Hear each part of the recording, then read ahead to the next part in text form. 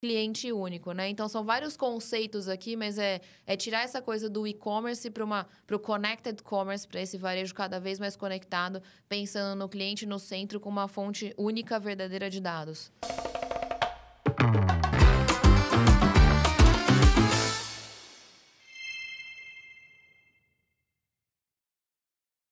Olá, pessoal! Estamos começando mais um Tecla Sabe Podcast nessa sexta temporada na Casa Pinterest aqui em Colab. E antes de falar da nossa convidada de hoje, eu vou fazer minha autodescrição. Sou uma mulher branca, com cabelos longos, morena com algumas luzes, tenho 1,76 m. Nesse frio que está fazendo aqui em São Paulo, eu estou vestindo um sobretudo xadrez, com verde, tons terrosos e azul. Um vestido em tons terrosos também liso. Estou de meia preta, bota preta.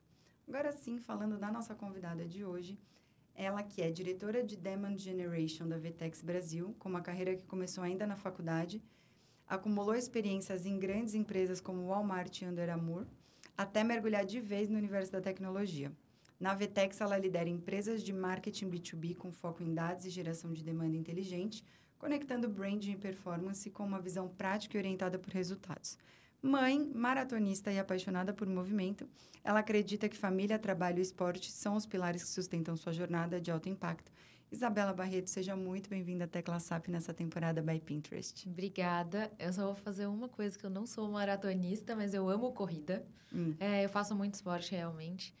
Isso faz parte da minha vida. Obrigada pelo convite.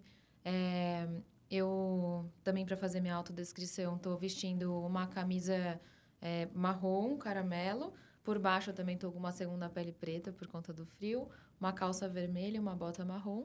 Eu tenho quase 1,70 m, sou loira. Cabelo também de luzes. E é isso. Muito bom. A gente também está aqui hoje com a Angélica Reis, que é gerente de marketing de produto aqui no PIN, para ajudar a gente aqui a fluir esse papo um pouquinho mais. Mas, Isa, para a gente começar, conta um pouquinho da sua trajetória. Legal. Bom, eu sou de uma cidade super pequenininha, chamada Brotas, no interior de São Paulo, tem 20 mil habitantes. Cresci lá, saí de casa com uns 16 anos, mais ou menos, para fazer colegial. E vim para São Paulo em 2010. Eu vim para fazer SPM, sou formada em marketing. Acabei começando a trabalhar já no primeiro mês de faculdade, numa empresa que era da Ivete Sangalo, chamada Caco Licenciamentos. A gente fazia os licenciamentos da marca dela. E depois, logo no segundo ano, eu já comecei no Brands Club. E aí, a minha carreira começou, enfim, no digital commerce, né? Mas cresci lá nessa cidadezinha com os meus pais.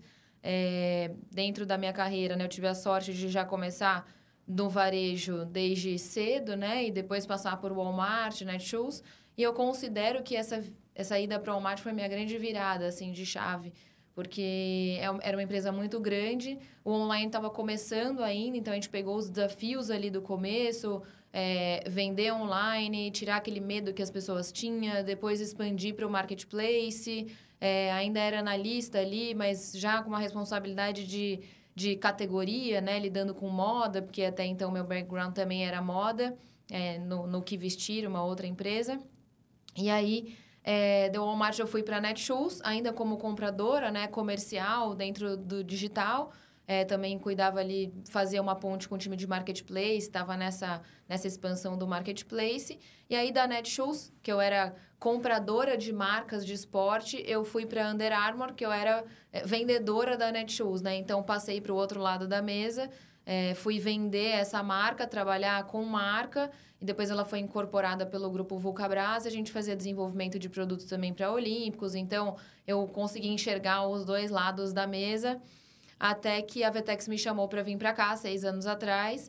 E aí eu não entendia nada o que era uma API, o que era o mundo de tecnologia, mas eu tinha o conhecimento já do varejo, então a gente entendeu naquela época, a VTEX entendeu que era preciso trazer gente do varejo para conseguir falar a mesma língua do cliente. Então, foi nessa época que eu entrei, passei 3 anos na VTEX atendendo grandes contas, como C&A, McDonald's, Philco Britânia, enfim, outros segmentos. E depois, passei 1 ano em vendas, e desde 2023 que eu assumi o marketing de lá, na regional, a gente chama de demand generation, porque a gente não foca na construção do branding. O branding a gente consome da global, mas a gente tem uma estratégia grande de performance focada em geração de demanda, criação de conteúdo, enfim. Aí, dentro disso, já vieram os eventos também, proprietários, eventos patrocinados, parceiros, ASVs, marketplace, meios de pagamento. Então, fica dentro desse grande guarda-chuva de demand generation. Que bacana, né? Você passou por uma transformação digital, porque você começou comentando assim que o Walmart, quando estava começando essa era do digital, e aí veio para a VTEX exatamente com aquele olhar do outro lado da mesa. Então, vamos dizer que você entrou na VTEX para fazer a tecla SAP ali dentro também, né? Para trazer exatamente os dois lados dessa moeda. Muito bacana. Quais foram os marcos, assim, que você considera, Isa, mais marcantes nessa sua vivência de digital e de varejo? Para mim, começar no Que Vestir naquela época, foi o primeiro e-commerce de moda de luxo, assim, do Brasil... primeiro descobrir esse universo online. Então, assim, fazer as primeiras vitrines online, escolher os portfólios de produto. Então, a gente entendia que se você colocasse 2 peças brancas na vitrine nos extremos e uma peça colorida no meio, aquilo lá vendia mais. Então, assim, começar uma grande descoberta no mundo digital que era o começo para todo mundo, né? Então, você encaixotava a peça para entregar na sala, assim, era tudo muito mato, né, naquela época. Depois o Walmart eu considero uma grande virada também, porque daí vem uma cultura de fora, já mais estruturada, de uma empresa que já tinha mais conhecimento, né, do digital para começar no Brasil, para trazer esse conceito americano também da compra no Brasil, o conceito de marketplace, que foi onde eu aprendi marketplace, então foi outra virada de chave. E depois a grande virada para mim na VTEX, que é você ter contato com o varejo, e você conseguir falar para ele o que você entende que pode ser melhor dentro do digital, como ele pode performar melhor, com um viés de tecnologia, com um viés de ferramenta. Então, a VTEX também foi o meu maior marco, eu acho, porque ela me abriu para o mundo, assim, da tecnologia. Como eu disse, eu não conhecia nada de API. Mas aí você começa a entender como que as ferramentas podem te ajudar a gerar mais venda. Então, tudo aquilo que eu queria resolver no varejo, na VTEX eu entendi como é que eu resolvo aqueles problemas. Então, foram esses 3 grandes marcos para mim. Muito bacana. E hoje, se a gente pensar que os maiores e principais e-commerces do país, né? Que não do mundo, eles estão hoje dentro de plataforma VTEX, né? Então, é algo que você, como cliente, entendia... você tinha dores e hoje, do outro lado, você entende, às vezes, até o porquê que aquilo funcionava daquela forma, né? Então, tem algumas outras coisas em relação a isso. Como que você tem sentido essa vivência de apoiar as marcas a se transformarem digitalmente dentro da VTEX também?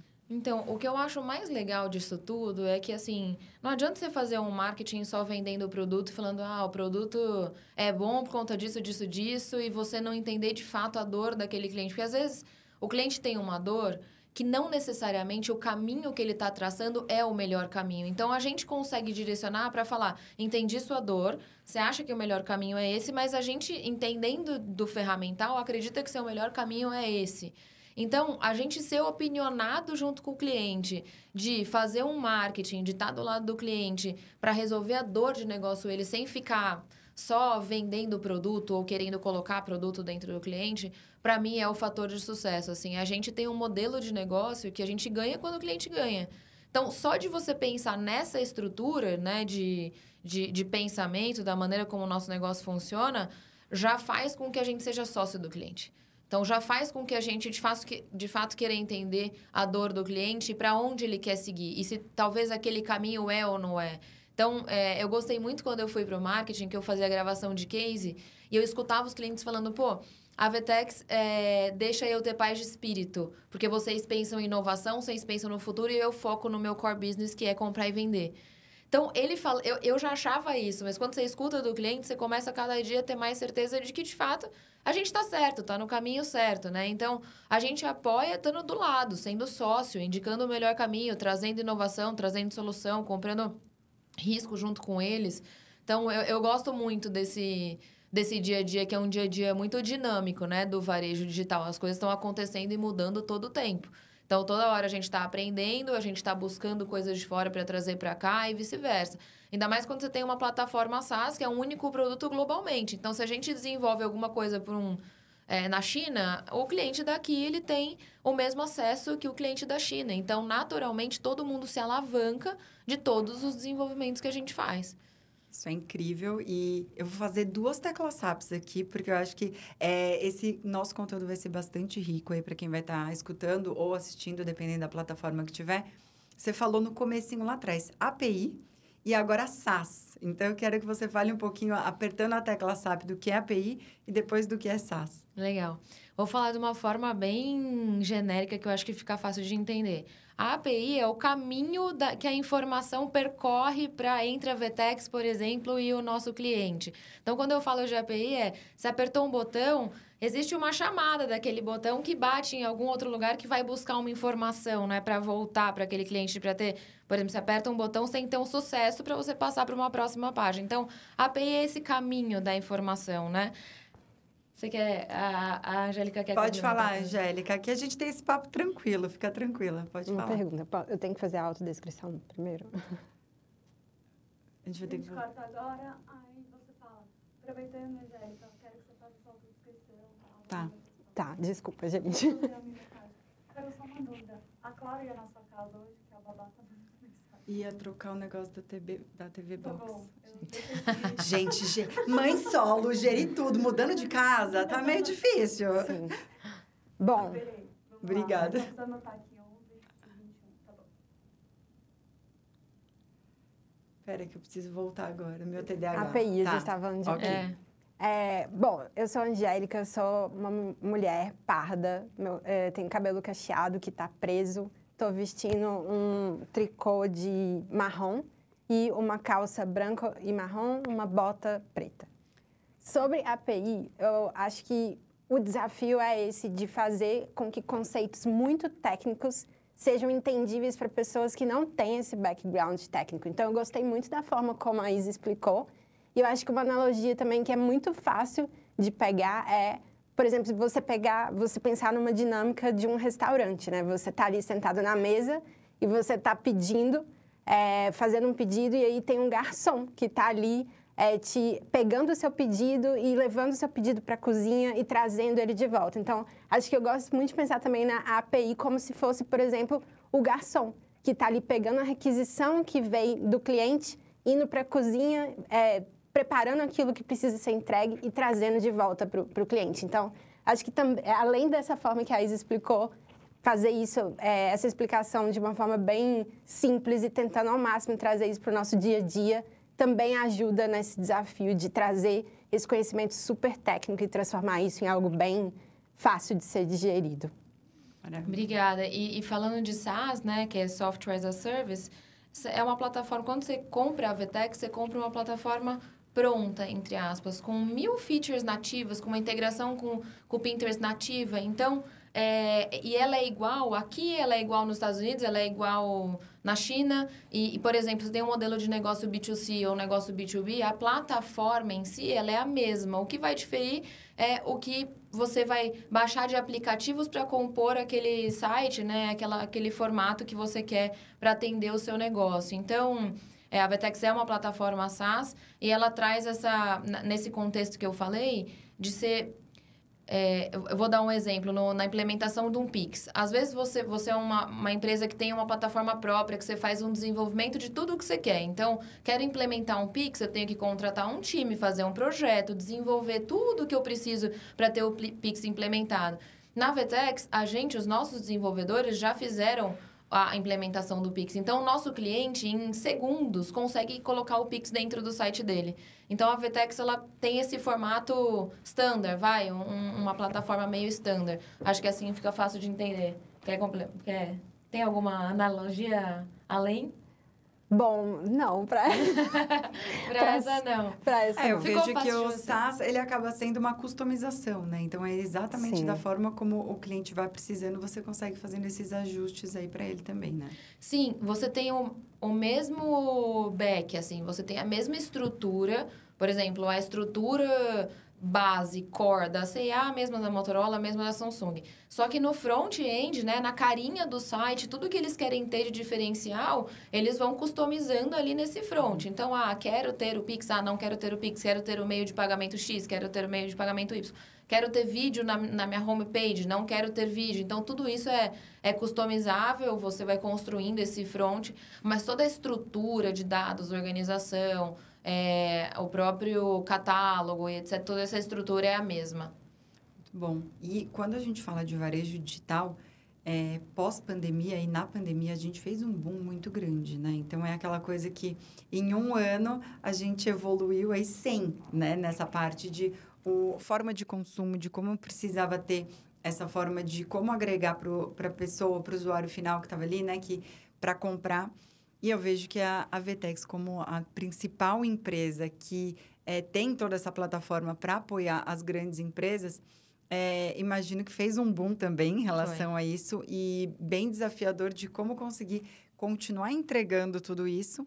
Tanto que vocês tem um evento, que é um dos principais eventos que a gente tem hoje no Brasil, na parte de e-commerce, que recentemente foi também, que é o VTEX Day. E você também já foi a responsável por ele ou ainda não sei? Foi minha primeira edição de responsável, assim, total de produção do evento. E o que você... Faz quantos anos já o evento? O evento tem 16 anos. Uau, já era antes da própria pandemia. E a gente tem 16 anos. Bacana. E o que você tem visto na evolução do evento? O que as pessoas estão mais carentes, assim, de informação? Porque é um evento que traz muita gente bacana, mediando painéis, falando ali dentro. Então, tem muitas palestras que contribuem também para quem é usuário ali. Sim. A gente considera, assim, o VTEX Day tem várias fases, né? Quando ele começou, era uma salinha muito pequena. Depois teve uma virada de chave que foi para um hotel. Depois do hotel, ele foi crescendo. Em 2019, foi quando a gente trouxe o Barack Obama para o evento. E foi uma grande virada de chave, assim, o evento ficou muito grande. Depois teve a pandemia, e é engraçado que você trouxe o contexto da pandemia. Eu estava grávida da minha primeira filha. E eu fui ficar um tempo em Brotas, né? E aí, as lojas fecharam. Eu lembro dessa cena, assim, as lojas todas fecharam. A gente falou, como é que a gente vai fazer com todos os vendedores? Eu atendi a C&A na época. Da C&A. Como é que a gente vai subir todo o estoque dessas lojas? Como que a gente vai ficar sem vender? E aí começou aquela loucura, aquela correria de aprender todo mundo a implementar um omnichannel super rápida, né? Um omnichannel vamos subir todos os estoques das lojas para começar a vender tudo online. Vamos colocar essas vendedoras das lojas que estão paradas para atender no WhatsApp, para criarem suas comunidades, enfim. Só fazendo um parênteses, deu uma tecla SAP aqui para falar desse contexto pandemia. Então, 2020 foi essa loucura. Não teve um VTEX Day. A gente fez um Connect, eu acho que foi online, etc. Depois a gente voltou com o VTEX Day e trouxe o Hamilton. A gente trouxe... Tô falando os big names, né? A gente traz sempre um main speaker e outros speakers que são especialistas do mercado dentro do digital commerce. Esse ano foi a Viola Davis, nossa main speaker. Mas o que eu mais senti esse ano como minha primeira vez é ver todo o mercado, varejista, indústria, varejo mais focado em loja física, todo mundo lá para procurar soluções que eles estavam pensando e para consumir conteúdo, que eu acho que é o nosso grande diferencial. Assim, a gente leva os maiores especialistas do mercado, do mundo, para falar sobre conteúdo. Então, digital commerce, retail media, que acho que a gente vai falar mais para frente, B2B, então como fazer transformação digital em indústria, como melhorar a operação das lojas físicas dentro do digital, aí influencers, social commerce. Então, assim, a gente traz todos esses assuntos que estão bombando no mundo para dentro do VTEX Day. E agora a gente até esse ano lançou o conceito do ano que vem, que vai ser a cidade VTEX Day, onde a gente vai romper as barreiras do pavilhão e construir muito conteúdo para fora, enfim, fazer outras ativações, porque o VTEX Day tomou uma proporção e a gente quer ser muito maior, além do que ele é hoje, dos 5 pavilhões ali da Expo. Incrível. E a gente está vivendo um momento, né, de e-commerce que não é só e-commerce, né, o que vocês trazem. Você trouxe um conteúdo muito mais amplo. Então, quando a gente fala de retail media, quando a gente fala de economia criativa, a gente traz tudo no mesmo cenário, né? E aí, quando você traz... você trouxe muita coisa rica em pouco tempo, Isa. Vou ter que ir puxando alguns ganchos. Então, vai lá. Tanto quando você fala de maternidade, isso teve que desenvolver novas habilidades também, né? No meio disso tudo, que eu acho que é um grande desafio. como criar comunidades. Então, as próprias vendedoras estando dentro disso, que é algo bem desafiador, e eu vejo que comunidade é algo que tem crescido muito dentro das empresas. Mas quais são os desafios que você entende que hoje o mercado varejista ele tem tido de dor, assim? Sim. Vamos lá, tem uma coisa até que a gente até não fala mais, que é e-commerce, né? A gente, antes era uma plataforma de e-commerce, mas aí fica muito focado no site, né? Hoje a gente fala muito em connected commerce, que é o comércio todo conectado, né? Então, a maior dor que você tem hoje, falando de dados, né? Dessa coisa de loja física tem um dado, o site tem outro dado, o WhatsApp tem outro dado, e os canais não são integrados para essa venda, e o dado do comprador não é unificado. Então, o caminho que as empresas estão seguindo, que é esse comércio cada vez mais conectado, que sou um varejista, tenho, vamos supor, 10 lojas físicas, todas as minhas lojas, elas são estoques também do digital, e as minhas lojas também são hubs de experiência. Esses vendedores passaram a vender digitalmente, eles atendem o WhatsApp. Então, todos os canais hoje deveriam ser interligados, porque você tem uma fonte verdadeira de estoque, né? E você tem todo mundo falando a mesma língua. Só que o dado desse consumidor, ele precisa ser o mesmo. Então, não adianta você ir numa loja, você gosta de comprar camisa caramelo, você compra camisa caramelo todo mês. E aí, você costuma ir na loja física. Quando você vai para o digital, você começa a receber recomendação de calça de seda. Se ele não tem o dado que você gosta de camisa caramelo, porque na loja física você compra camisa caramelo, você não vai ter eficiência no seu negócio. Então, a maior dor hoje é a estruturação e organização de dados para você conseguir falar com o cliente de uma forma única. A gente até usava muito esse conceito, vem usando ainda, que é Unified Commerce, que é você ter o cliente no centro, todos os canais trabalhando em volta dele, em prol de uma melhor experiência para esse cliente único, né? Então, são vários conceitos aqui, mas é tirar essa coisa do e-commerce para o connected commerce, para esse varejo cada vez mais conectado, pensando no cliente no centro com uma fonte única, verdadeira de dados. Eu falo hoje que dados virou novo ouro, né? O que a gente mais tem é quando você tem dados e informação, né? E quando a gente fala de o cliente no centro, cada vez mais eu vejo Omnichannel não mais como um diferencial, mas como algo que é extremamente necessário e importante, né? E o desafio de conseguir fazer um canal Omnichannel como um todo. O que você tem visto de dor, assim, para a estruturação disso das empresas? Eu acho que a dor principal começa, de novo, né? Pela estruturação de dados. E depois você tem também as barreiras culturais, né? De transformar todos essas lojas, esses vendedores, em vendedores digitais. Que eu também acho que é uma grande dor, assim. Quando a gente acha, né, que tá todo mundo pensando digitalmente, mas a verdade é que se você não tiver, por exemplo, uma estrutura de comissão para vendedor de loja física, que ele receba também pela venda do digital, você vai ter um problema. Então, existem barreiras culturais que ainda precisam ser rompidas.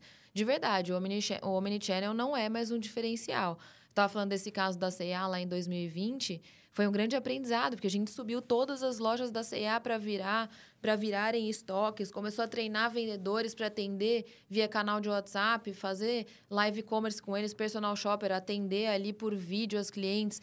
Então, algumas empresas saíram muito na frente, foram aprendendo, porque você vai aprendendo na prática, né? São N desafios que você tem. Mas a gente ainda tem um mercado hoje, indústria, por exemplo, fazendo uma transformação digital, que ainda tem barreira cultural. Porque o representante de venda que vai lá no lojinha e tira um pedido lá no seu caderno ou na sua planilha, não necessariamente ele quer colocar o pedido dentro de um sistema, que é um sistema diferente, que vai mexer com ele, que vai mexer com a equipe.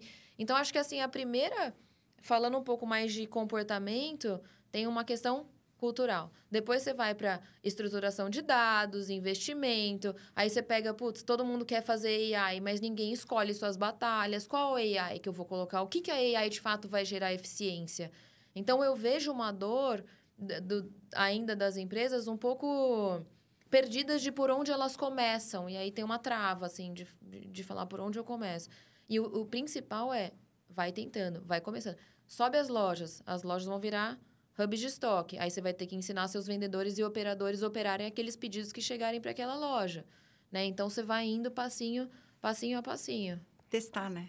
Testar, tem que ter a cultura do teste. E não ter medo de errar. Porque a partir do momento que você começa a testar, você vai errar.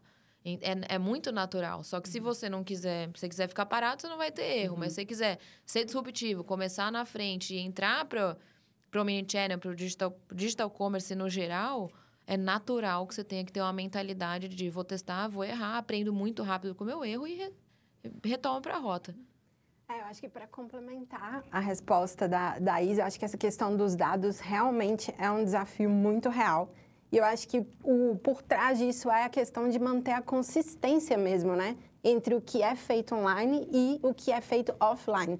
Então, eu vejo muito essa movimentação do PIN, da Vetex, de trazer cada vez mais soluções que podem ajudar as pessoas a fazer com que elas consigam manter a consistência no nível de experiência, no nível de possibilidades, para poder trazer isso mesmo para o online, para o offline, para qualquer canal de mídia, seja o Pinterest, seja qualquer outro canal de mídia.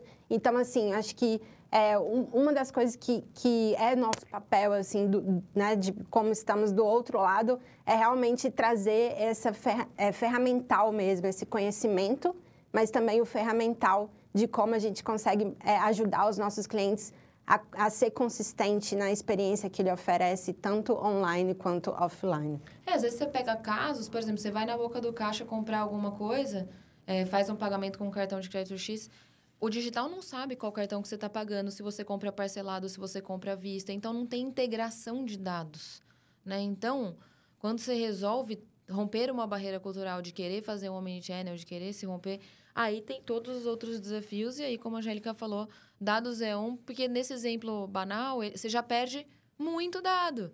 Então, e quando você fala de rede de franquias, por exemplo, que cada franqueado tem o seu modelo, tem algum modelo de negócio, muitas vezes não entra dentro, não quer colocar dentro da camada de dados que você tem que colocar para fazer a integração para a marca manter uma unidade. Então, Até tem muito separado, desafio. né? Tem estoque separado, que é o estoque da franquia. Aí, você tem que ensinar a franquia a trabalhar com o omnichannel, porque vamos supor, você compra no site.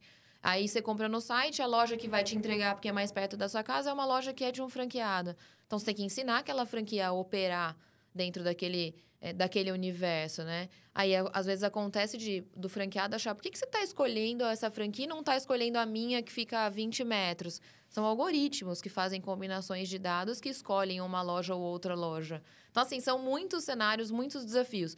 Por isso que a gente se coloca como parceiro do cliente para romper esses desafios e ir testando, errando e aprendendo na prática.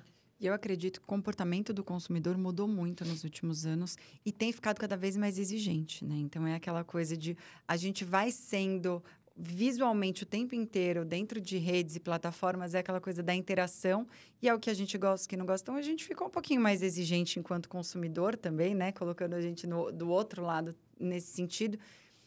Para fazer melhores escolhas, então essa coisa de o que chega é muito melhor, né? Então, hoje, por exemplo, dentro do Pinterest mesmo, você consegue subir a sua loja ali dentro, integrada, e é um lugar onde as pessoas buscam muitas coisas, planejando, elas fazem os seus planejamentos, coloquem lá as suas informações do que quer. Então, se tem alguma coisa que ela já está buscando ali e aparece seu produto, fica muito mais fácil a conversão, né? Precisa ser fluido. O consumo hoje é um consumo fluido. Porque você compra em qualquer canal, em qualquer situação. Não dá mais para você ter fricção. Você tem que pensar num site. Eu falo muito que a pessoa ela se fideliza pela experiência que ela tem, não mais pelo produto que ela gosta. Porque no final do dia, você compra o seu produto em qualquer lugar. Então, ela se fideliza pela experiência que ela tem. Eu sou uma heavy user de Pinterest. No meu casamento, eu fiz muita coisa pegando inspiração no Pinterest. Mesma coisa com casa. Quarto das meninas, alguma coisa que eu quero mudar na sala. Então, eu tô vendo um tapete, eu quero aquele tapete naquele momento. Muitas vezes eu nem sei que marca que é. Mas se a experiência for fluida, estiver dentro do meu contexto e eu não tiver fricção na compra, eu vou comprar, independente da marca. É claro que se tem marcas que são desejadas e etc., mas se for difícil para comprar aquele produto, o consumidor não vai comprar. Ele vai preferir aquele que está mais fácil na vida dele. Eu falo muito isso do negócio de você ser fiel hoje à experiência, porque eu vou dar um exemplo que aconteceu comigo recente. Comprei o produto numa loja e eu precisava... Eu comprei dia 5 de maio, eu precisava que ele chegasse dia 20 de maio. Esqueci. Dia 24, quando eu precisei do produto, eu falei, gente, o produto não chegou. Aí, cadê meu produto? Fui olhar, seu produto não conseguiu ser entregue, você tem que entrar em contato para fazer um reagendamento. Fui tentar fazer o reagendamento, não tinha atendimento no final de semana. Aí, passou, eu lembrei, então, de tentar fazer o reagendamento. Mas, na verdade, eu tinha que tentar reagendar depois do dia 30, porque voltava o estoque. Foi tanta fricção para resolver meu problema que você não se fideliza mais a essa experiência. Eu vou preferir comprar um outro produto. Então, acho que essa é o que você trouxe o consumidor mudou, porque hoje a compra ela é a partir do seu dia a dia e não mais só quando você precisa. Quando você precisa, você tem que ser mais eficiente ainda. Mas, passando por um outro lado, de quando não precisa, as coisas vão acontecendo na minha vida, o produto tem que estar ali na sua cara, dentro do seu contexto. Até porque hoje a gente é mais imediatista também, né? Às vezes, Com certeza. se tá lá, frete grátis chega na quinta, mas hoje é segunda, eu quero que chegue amanhã, eu pago os R$5. Com né? certeza. É aquela coisa assim às vezes a gente nem vai precisar daquilo, mas né, já tá ali, R$5. Então, a gente tá hoje num nível de exigência, até de prefiro que chegue antes, porque vai que eu preciso, né? Para complementar, assim, eu acho que eu concordo super que hoje o cliente ele está procurando de uma forma muito diferente, assim, do que costumava ser. Um exemplo claro disso é que o Pinterest, ele é uma plataforma, ele não só é uma plataforma de busca, mas ele também é uma plataforma comportamental, né? A gente consegue ali entender muito do comportamento do usuário. E mais de 90% das buscas hoje no Pinterest não são relacionadas a marcas. Eles estão ali buscando produtos, buscando inspiração para a vida dele, mas isso não necessariamente está relacionado a ter uma marca ali por trás. E aí, uma das coisas que a gente tem feito muito é tentar ao máximo trazer novidades em relação a essa busca, para que essa busca ela seja extremamente visual, sabe? Então, trazer ali filtros e tudo mais, porque todo mundo está ali buscando algo e as pessoas, elas não têm tempo para ficar ali buscando, tentativa e erro. Então, cada vez mais trazer filtros, trazer possibilidades que as pessoas, elas filtrem e que elas encontrem os resultados que sejam de fato relevantes para ela. Eu, por exemplo, eu tenho cabelo cacheado. Para que eu vou ficar vendo penteados, por exemplo, que são para cabelos lisos? Não faz sentido para mim, não está dentro do meu contexto. Então, a gente tem cada vez mais evoluído na ideia de trazer essa funcionalidade de ser bastante visual, de fazer uma busca bastante visual e que você possa cada vez mais filtrar e fazer com que o resultado daquela busca seja muito relevante para o contexto em que você está, que você consiga se ver ali. É mais assertivo, né? Não, e tem uma coisa que é assim, você não compra tempo com dinheiro. E a gente não tem tempo mais. Então, se você for um lojista que resolve a vida de quem está querendo comprar, ele vai se fidelizar. Então, eu acho que é pegar esse gancho as pessoas não têm tempo. Se ela chegou no meu site ou se eu estou com um produto para ela, para esse produto precisa ter estoque. Ele tem que chegar rápido. Já tem que estar regionalizado. Então, assim, por exemplo, você entra num site, ele já pede seu CEP.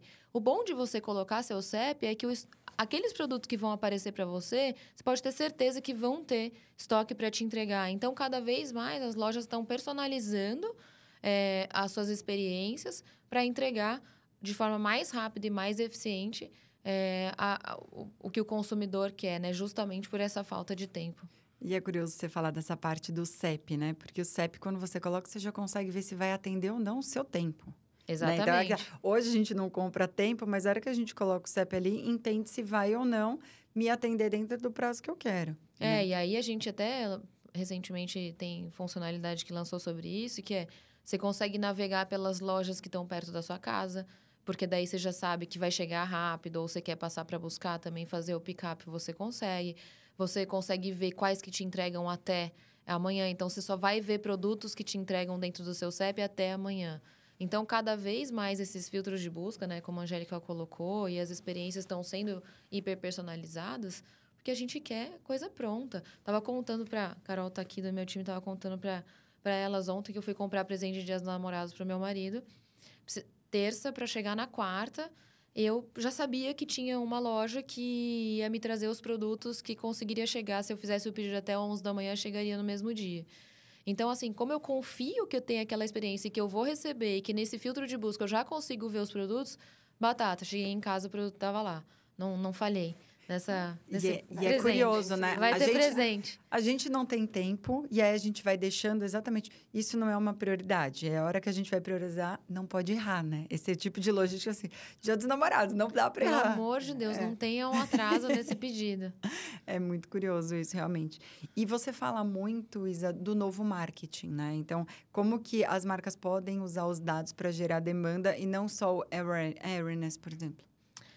O marketing eu vejo com uma grande evolução, assim, até a gente trouxe, o Kotler falou, né, no VTEX dele, entrou via streaming, ele fez 94 anos, acho que anteontem, mas ele fala dessa evolução e hoje o marketing é dos humanos para humanos, né? Então, passou por uma evolução de construção das marcas, de geração de valor, da gente ser apaixonado pelas marcas, mas a verdade é que o consumidor, e eu que lido com o marketing B2B, se tinha aquele marketing chato de ficar só falando de produto, que a empresa faz, mas quem está comprando o produto também é um humano. Então, primeira coisa, essa passagem do marketing para a humanização dele. Não dá mais para fazer um marketing chato. No final do dia, as pessoas querem ver a cozinha da sua casa, as pessoas querem ver o backstage, as pessoas querem ver a verdade, o que é genuíno. Então, o marketing passou de ser algo intangível para coisas que são tangíveis, para influenciadoras que falam da sua vida, do lifestyle, do que está fazendo lá na hora que ela está fazendo alguma coisa. E as marcas também entraram nessa onda e estão trazendo cada vez mais esse marketing, que é o marketing da verdade, que é o marketing tangível. Quando a gente fala da tangibilidade, passa muito por conhecer o cliente, passa muito por usar os dados e a performance em favor disso. Então, você para de só construir uma imagem de como você, marca, quer vender. Eu quero ser reconhecido como tal. Na verdade, com as informações que as pessoas têm hoje, elas já te reconhecem como alguma coisa. Então, assim, ou você entra na onda, ou você tem que fazer uma campanha para virar para essa pessoa que te reconheceu assim e falar, não é bem isso que eu quero que você entenda, é assado. Mas, no final do dia, as tendências já estão acontecendo. Então, as marcas... Antes, você fazia um marketing para chegar uma mensagem na pessoa. Hoje é o contrário. A mensagem já chegou, você se aproveita daquilo e faz o marketing. Pinterest é uma plataforma de tendência. As marcas tiveram que... As marcas de moda, por exemplo. Antes, você fazia coleção 2, 3, 4 anos antes, pensando em tendência. Hoje, você lança uma coleção, se tem uma tendência que nasceu no Pinterest, que ele está vendo evolução, você precisa ter a celeridade de lançar uma cápsula, de falar que você entendeu igual a tendência pistache. Nasceu essa tendência pistache, veio de algum lugar, apareceu nas plataformas. As marcas tiveram que fazer sorvete de pistache, gloss de pistache, camiseta de pistache. Então, o marketing tem que ser ágil. O marketing tem que ouvir seu cliente. Por isso que a indústria passou de não querer falar com o consumidor, eu vendo só através de marketplace, para eu vou dar minha cara a tapa. Eu vou ter meu site, eu vou ter meu Instagram. Eu quero ouvir o que esse cliente tem a dizer. Porque o meu marketing vai se aproveitar dessas mensagens e vai conversar de uma forma genuína e verdadeira. Então, na VTEX a gente é muito assim, eu não quero ser um marketing B2B chato que vai só ficar falando de produto. A gente é feito de gente, a gente é feito de verdade, a gente é feito de pessoas que querem estar do lado do cliente dando a mão e falando de desafio, de como a gente vai crescer. Então, é o marketing cada vez mais humano, tangível, obviamente com o uso de dados para trazer ofertas e publicidades personalizadas, né? E é muito louco quando a gente fala de humanização para ser humano, né? Exato. A gente fala muito isso na nossa agência, na Cubo, exatamente isso, para os nossos clientes, porque é aquela coisa que você acabou de comentar, Isa. No fundo, as pessoas não querem ver só o produto, elas querem ver o seu dia a dia, elas querem ver outras coisas acompanhando uma pessoa, um ser humano que está ali por trás, né? Com então, certeza. A humanização para ser humano é o que faz, de fato, conectar, né, as pessoas. A Isa me deu duas deixas muito legais de coisas que eu acho que também são bastante relevantes. Essa coisa do marketing chato.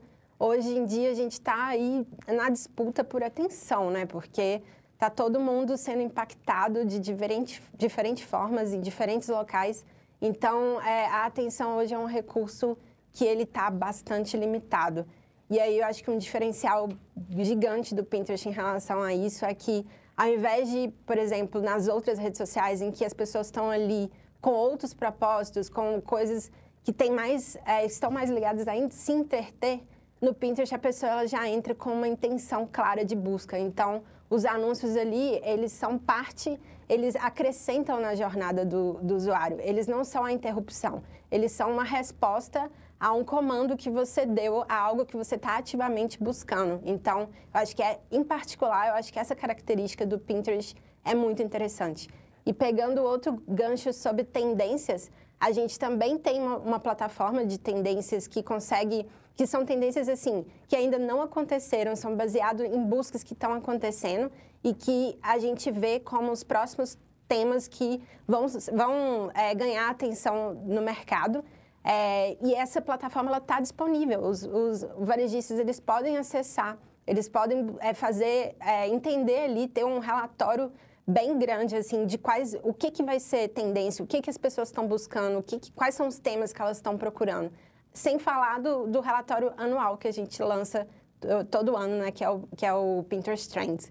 Então, acho que, além desse comportamento de entregar algo que faz parte da jornada do usuário, não ser uma interrupção, acho que o mercado entende também o Pinterest como essa plataforma de comportamento em que ele pode estar ali buscando entender o que vai ser a trend nos próximos meses. Bom. Isa, o que diferencia hoje o live shopping da VTEX dos demais? Falando um pouco de live shopping, que também já quase não é mais tendência, né? Você falou do Omnichannel, vamos falar de live shopping. Live shopping na China é muito consolidado, né? Você vê aquelas lives que são chinesas levantando peças em segundos e a compra vai acontecendo. No Brasil, quando a gente trouxe live shopping, que já faz um tempo já que a gente lançou essa funcionalidade, o que a gente foi aprendendo? Que lives totalmente estruturadas, né? Elas não conectavam. Então, a gente começou a falar de live shopping. Assim, o diferencial do produto é uma funcionalidade nativa na VTEX, então é fácil de você integrar, é fácil de você plugar para começar a fazer live. Como qualquer outra funcionalidade da VTEX, você tem uma pouca fricção para fazer a contratação e começar a usar. Mas eu acho que, mais do que isso, a live, hoje ela passou por um aprendizado de fazer live, gente como a gente, fazer live com uma vendedora que sabe falar do produto, que não necessariamente você precisa de uma atriz de TV para fazer uma live. Então, no Brasil ainda está começando essa tendência, as marcas já entenderam que é uma potência, e agora eu acho que das marcas que começaram a experimentar primeiro, elas já entenderam que quanto mais quintal de casa a live for, mais funciona. E aí a funcionalidade, como a gente fala isso, a live ela tem que ser dentro do seu site, porque a sua conversão é maior, você já tem o catálogo de produtos ali que você começa a fazer recomendação, você aproveita vídeos da sua live para cortar e para colocar depois dentro do produto. Então, tudo isso vai acontecendo ali em tempo real. Mas é uma funcionalidade que ainda passa por aquele processo de que medo que eu tenho. Putz, eu vou fazer uma live, mas tem que ser muito estruturada e etc. Não tem que ser uma live estruturada. Você só tem que começar a fazer e fazer com recorrência. Porque só fazer uma live, também você não gera conexão e não gera engajamento com aquela live. Então, tem que fazer parte da sua estratégia de marketing. É um novo canal live. Né? E é um canal que a conversão, quando está acontecendo na live, ela é muito maior do que uma venda, porque você está ali focado em comprar, você está assistindo, você quer o produto. Então, você vê lives explosivas. Eu lembro de uma que a CIMED fez, eu entrevistei a Juliana, lá, a VP de estratégia da CIMED. Falei, Ju, como é que vocês fizeram essa live, que era uma live para vender Carmed, logo que lançou a Carmed, para o mercado de B2B? Ela falou, Isa, o João entrou na minha sala, falou, quero fazer isso via live. A gente colocou 2 câmeras, começou a vender. A live foi assim, sei lá, tantos milhões em 1 hora de live.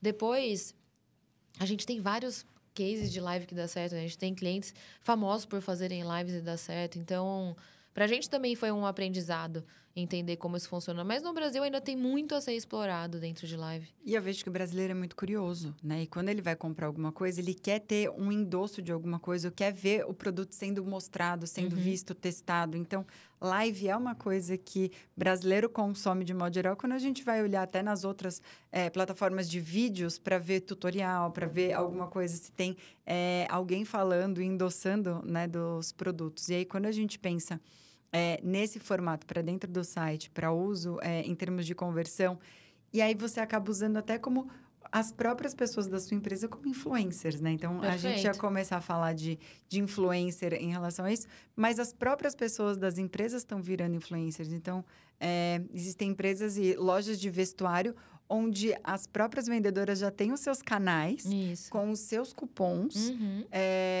Ou você faz uma compra online, o vendedor que te atende na loja te manda um WhatsApp colocando um outro cupom de, olha, usa o meu cupom Rodrigo 10 off. Recebi outro dia uma de uma marca masculina. Então, acho que é umas coisas assim que a gente vai entendendo o omnichannel e como usar o influencer interno para isso, né? Você sabe que eu gosto de tocar nesse tema de influência? Porque é outra coisa que eu falo muito. A gente pensa num canal de influência com grandes influenciadoras, o que não deixa de ser eficiente, bom e etc.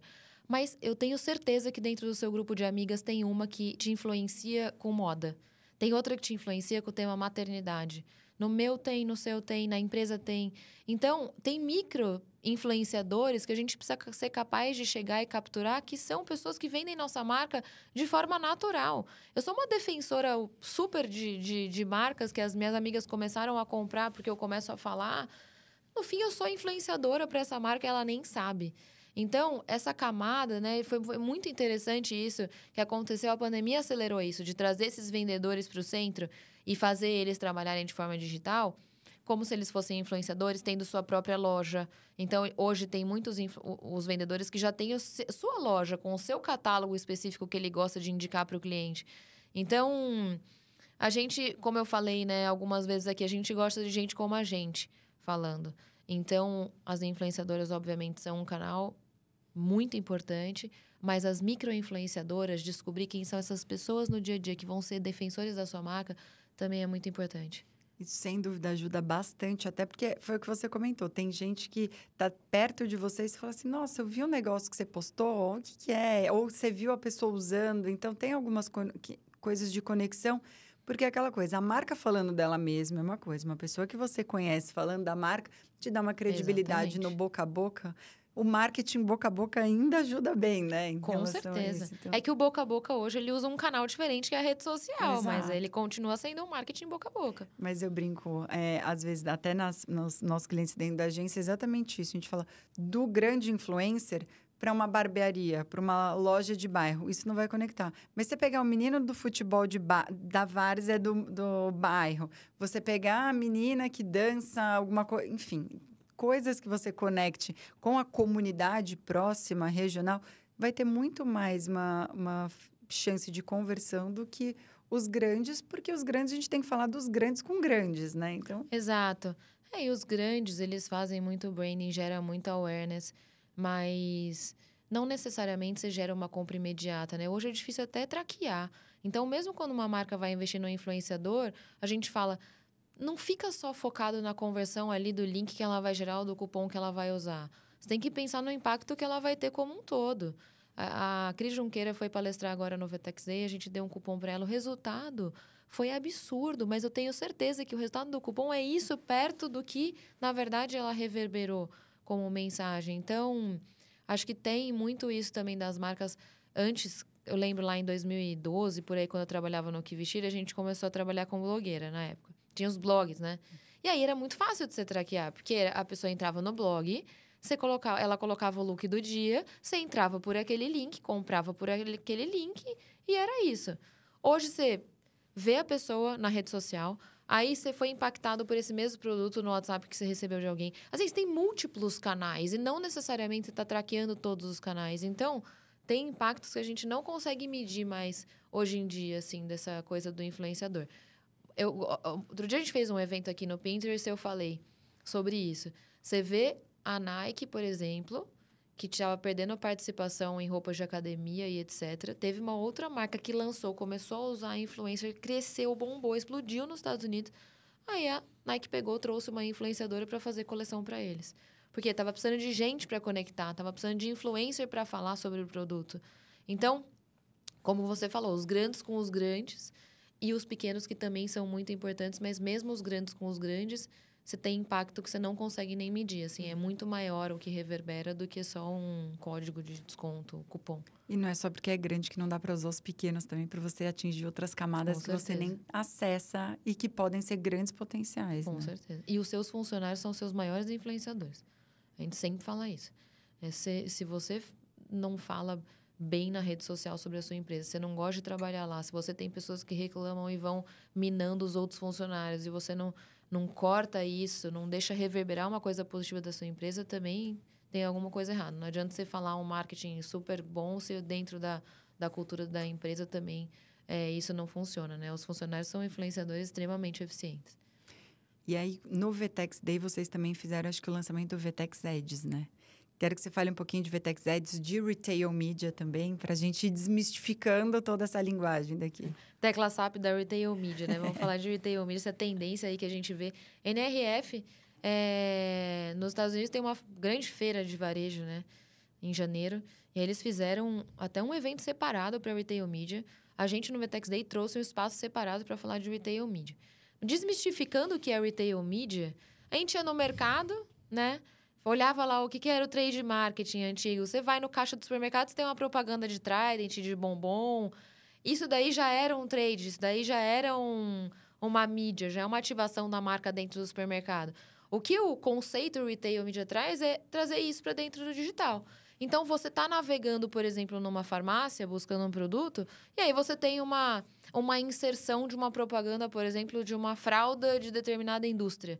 Então, o Retail Media, o que ele faz? Dentro do seu contexto de compra, que acho que foi até um pouco disso que você trouxe, dentro de um contexto de busca, eu insiro uma informação ali, eu insiro uma mídia de uma outra empresa, né, que aproveita daquele contexto para falar sobre seu produto. Então, eu gosto muito de farmácia e indústria, porque isso acontece. Você vai entrar na sua farmácia, vai buscar por fralda, vai ter um banner ali que a indústria, né, entrou dentro daquela plataforma, colocou o banner para exibir, falando sobre fralda do produto dele, né? Então, a VTEX entende isso como um grande caminho. A gente até lançou o VTEX Ads antes do VTEX Day, a gente já tinha esse produto, mas a gente comprou recentemente uma empresa chamada Newtail, que já tinha grandes clientes de Retail Media, a gente se fortaleceu. É uma vertical dentro da VTEX, a gente tem um CEO de Retail Media, inclusive, que é o João, para tocar essa vertical, porque é um novo canal de venda para o varejo.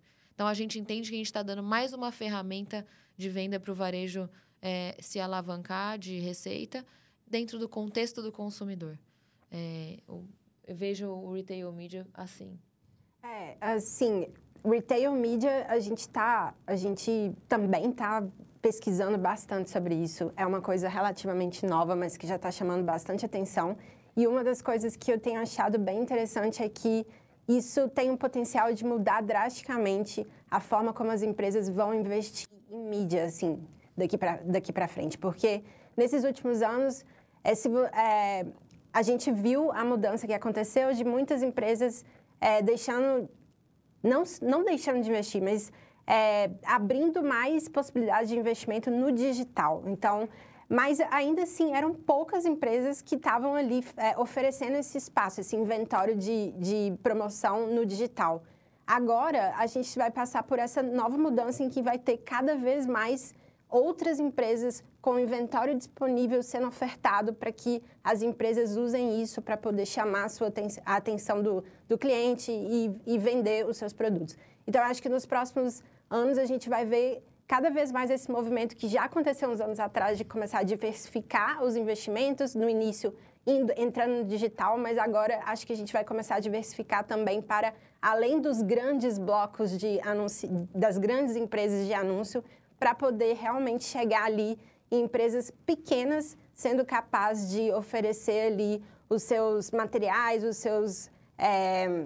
seus assets mesmo, para poder fazer com que as empresas invistam. Então, o Pinterest também está olhando muito para essa vertical, principalmente para poder ajudar pequenas empresas para que ela também consiga surfar nessa onda, mas também empresas grandes oferecendo ali os seus materiais, os seus catálogos de produto, as suas audiências, para poder fazer com que as empresas consigam cada vez mais ajudar a gerar oportunidades e trazer mais impactar mesmo o negócio no fim do dia, né? Gerar vendas e impactar o negócio. Tá todo mundo buscando eficiência, né? Ser cada vez mais assertivo em tudo que você faz. Então, entende que agora você consegue fazer mídia dentro de um contexto.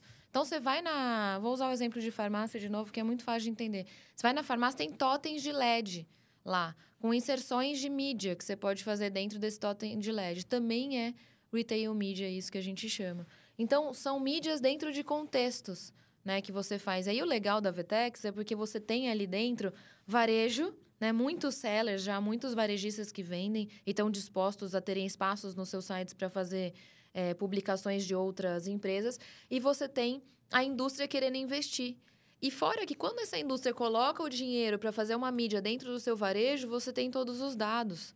Então, entra de novo naquela seara de cada vez buscar dados. Retail Media te permite ter acesso a esse tipo de dados. Você trazer coisas com contexto, rentabilizar esse espaço dentro do seu site e ainda você ter o benefício de ter todos esses dados, né? Mas aí, esse assunto dá muito pano para manga. Assim, ele está começando, como eu falei, a NRF trouxe um evento separado, o Vtex Day trouxe. E na cidade do Vtex Day do ano que vem, vamos ter um bairro para falar de Retail Media. Incrível. Então, tem muito conteúdo que dá para explorar nesse caminho aí. É quase uma collab, né? Se a gente for pensar em algumas coisas, quando entra dentro de um site com outras informações. Com certeza. Então, acho que realmente dá muita coisa para a gente falar. E tem uma outra coisa que eu tenho visto muito como tendência, é esse modelo de venda via chat, né? Então, o Conversational Commerce. Conta um pouquinho pra gente. Tudo começou, eu acho que foi impulsionado ali pela pandemia, das pessoas terem que disponibilizar todos os canais para comprar, né? E aí você tem hoje compras por WhatsApp que você vai e coloca lá o que você quer de supermercado. Por exemplo, quero, shampoo, condicionador, sabonete. O WhatsApp, ele já entende, ele usa AI para fazer isso, ele já entende sua lista de compra e já faz a sua compra, te manda lá o quanto você tem que pagar e você fecha a sua compra. Porque a gente usa muito essa ferramenta, né?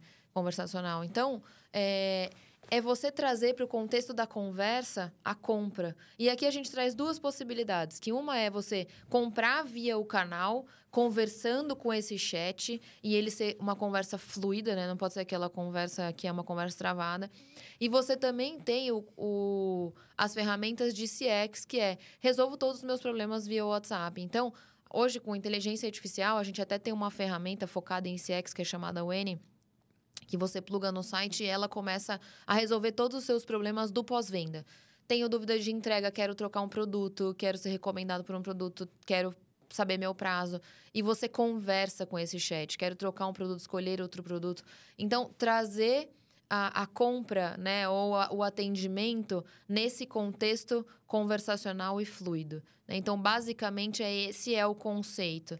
Né? Eu falo muito de CX porque volta naquele tema de fidelização pela experiência, que se você tem uma boa experiência na compra e no pós-venda, você se fideliza àquele canal. Então, você entrar, ter um WhatsApp que você consegue resolver seus problemas, é maravilha. A gente fez isso no Vtex Day. A gente lançou um agent usando o N chamado Vera, que você conseguia saber, olha, eu tô na frente da área VIP, quero ir pro palco Arena. Você pode me trazer o caminho que eu vou daqui até lá? Então, a gente ainda não tinha produtos para vender nesse contexto, mas era o conversational acontecendo ali para tirar minhas dúvidas, para ter uma boa experiência dentro do evento.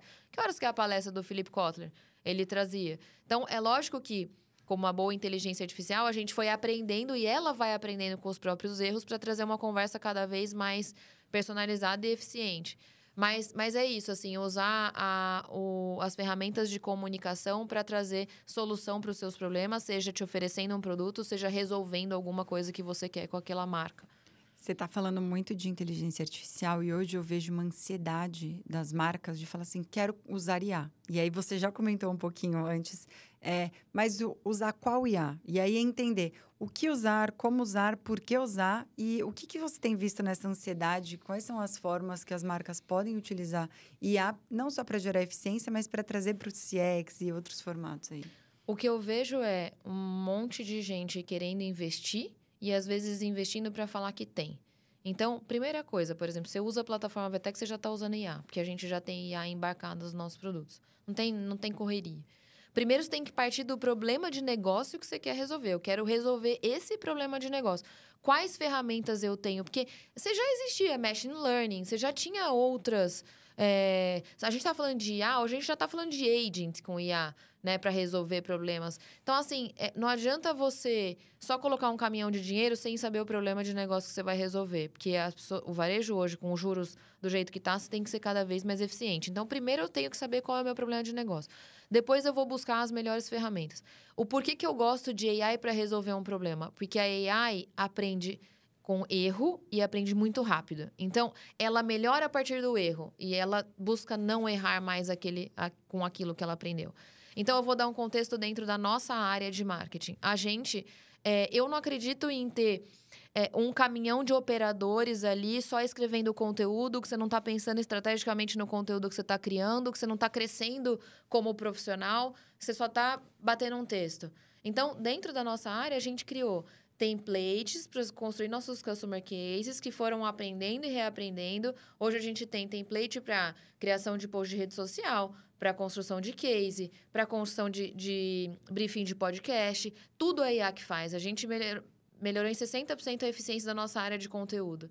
E quem está tocando o conteúdo virou muito mais estratégico, porque ela tem tempo de pensar e corrigir aqueles textos. Qual era o meu problema de negócio? Eu tinha que produzir mais conteúdo, eu tinha que colocar mais conteúdo para fora. Como eu vou resolver? Aí eu fui olhar as ferramentas de IA que eu tinha e comecei a operacionalizar. Então, hoje a gente tem a IA que já linka com a agenda do Google, que já me mostra que eu tenho que fazer um post XPTO na rede social e tal. Então, é tudo interligado. Isso ajudou a gente a ganhar muita eficiência também. E todo esse conteúdo, óbvio, que passa por revisão e etc., mas já tem muitas bases. Então, esse é só um exemplo de como a gente aplica no dia a dia esse uso dessa tecnologia. E aí é baixar a ansiedade para primeiro descobrir o que eu tenho que resolver. Acho que essa é a primeira dica. Virar mais eficiente, né? Então, aquela coisa mais estratégica e não tanto operacional, né? Usar as ferramentas certeza. Exatamente para que apoie nas partes onde são necessárias. Meu Deus, Isa, eu concordo muito com isso que você falou, que eu tô vendo esse movimento das pessoas procurando, usando a tecnologia sem saber exatamente o que elas estão tentando resolver. E, assim, eu acho, sinceramente, eu sou um pouco crítica nesse sentido, porque eu vejo hoje poucas empresas fazendo boas aplicações de AI. Eu acho que está todo mundo correndo atrás, querendo usar, querendo não deixar essa onda passar, mas poucas empresas, de fato, estão sabendo aplicar e usando isso para resolver problemas igual a Vertex. E até aqui dentro do Pinterest, por exemplo, nessa realidade de venda de anúncios, a gente tem produtos de AI que fazem muita diferença. Por exemplo, o Performance Plus, que é um produto que ajuda a otimizar, né, a automatizar e a otimizar a busca por público para atingir as pessoas certas, criar criativos que sejam mais, que chamem mais a atenção da audiência, criar, por exemplo, inteligência por trás de quem que você vai atingir ali com o anúncio, como que você vai otimizar o budget que você tem disponível, porque é um recurso limitado, então como que você vai garantir ali que você vai estar usando aquilo para atingir as pessoas certas. E aí eu acho que o Pinterest tem feito essas aplicações que são bastante interessantes, assim. E, além disso, claro, a questão da busca visual mesmo, que no final das contas é ali uma AI que está ajudando a gente a entender quais são os produtos, o que tem ali nas imagens e sugerir coisas que sejam relevantes. Então, assim, nossa, eu concordo muito com isso que você falou, que hoje está meio invertido, assim, as pessoas têm a tecnologia ao invés de ter claro o problema. Às vezes até no marketing dessas próprias startups que estão criando AI, elas falam sobre o produto delas e não falam o problema que elas resolvem. Então, assim, primeiro você fala sobre o problema que você resolve e depois você fala do seu produto. Porque senão você não consegue nem conectar com a pessoa de negócio que está do outro lado contratando. E aí eu vejo que é exatamente aquela coisa, né? A gente fica correndo atrás do rabo, tentando resolver uma coisa sem saber ainda o começo, meio e fim. Hoje, o que você entende, né? Você já tem uma tendência, já tem muitas coisas aí dentro do que você já vive com muita inovação. O que você entende aí com práticas que você acredita aí que vem como ponto de melhoria nos próximos anos aí nessa área? A gente já nem chama mais de digital commerce, a gente chama de concierge commerce, né? O que está acontecendo agora, que é o caminho que a gente traça aí para as ferramentas e etc. O que é? As pessoas, elas querem um concierge. Elas querem um vendedor que atenda elas. Elas querem ver detalhes, como você falou. A gente gosta de ver o detalhe.